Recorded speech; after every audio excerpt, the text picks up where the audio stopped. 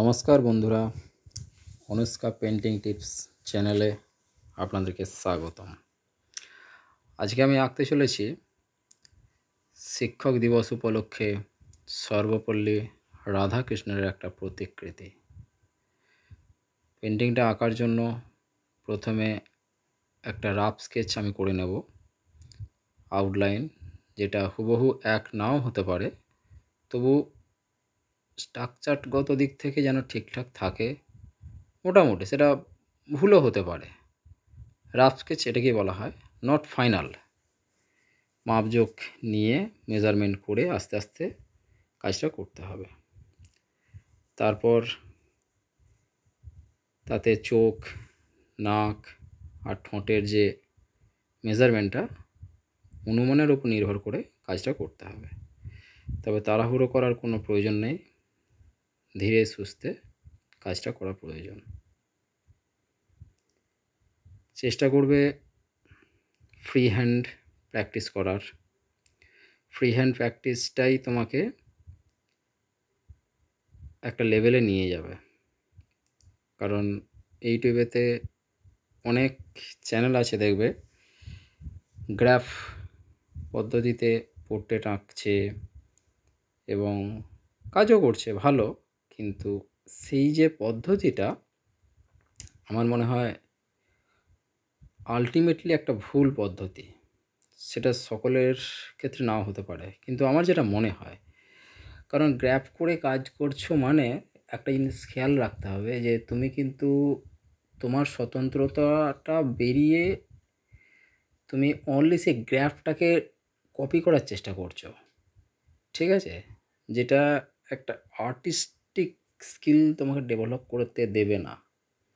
তুমি সারা জীবনে গ্র্যাফের মধ্যেই সীমাবদ্ধ থাকবে। উইদাউট গ্র্যাফ তোমার হাত একদম অচল হয়ে যাবে, হবে, এটা স্বাভাবিক। প্রথম প্রথম গ্র্যাফ করে আঁকবে, হুবহু আসবে, দেখতে ভালো লাগবে, কালার করবে, ঠিক আছে। কিন্তু উইদাউট গ্র্যাফে তুমি যদি ফ্রি হ্যান্ড প্র্যাকটিস না করো, তাহলে কিন্তু কখনোই তোমার আর্টিস্টিক যে সোল, তোমার সত্তা যেটা বলা হচ্ছে, সেটা কিন্তু কখনোই তৈরি হবে না। বুঝতে পারলো আমি কি বলতে চাইছি? আমি কিন্তু এখানে হয়তো পারফেক্ট নিয়ে আসিনি, কিন্তু ফ্রি হ্যান্ড প্র্যাকটিসের মাধ্যমে তোমাকে চেষ্টা করতে হবে তোমার নিজের স্কিলটাকে আস্তে আস্তে উন্নত করার। তার জন্য প্র্যাকটিস করতে হবে, অনেক প্র্যাকটিস করতে হবে, নিরন্তর প্র্যাকটিস করতে হবে।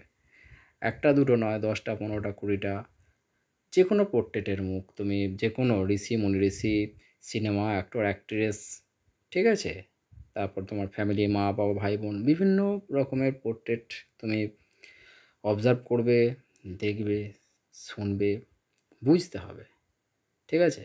এখানে চোখ দিয়ে মাপার ব্যাপার রয়েছে, যে একদম স্কেল ধরে ফেলে পাই টু পাই একটার পর একটা পয়েন্ট নোট করে করে করে করে করে না, সেটা তো অন্য জিনিস হয়ে যাচ্ছে।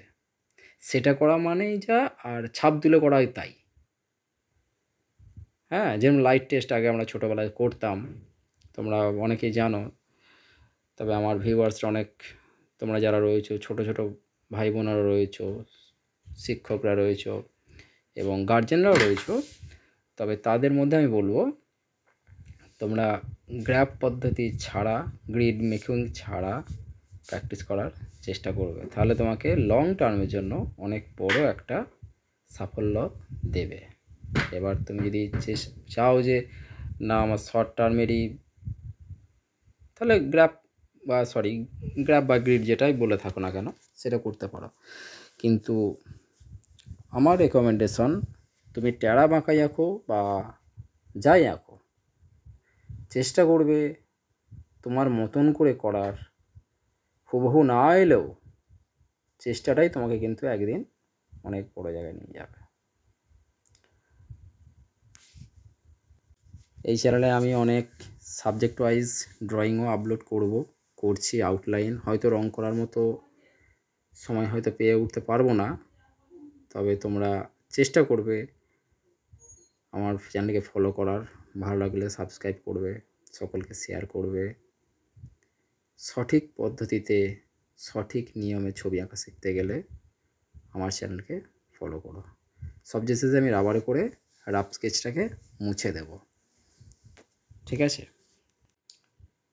আলটিমেটলি একটা কথাই বলবো, উইদাউট গ্রিডেই কাজ করার চেষ্টা করো। দেখা হচ্ছে পরবর্তী ভিডিওতে।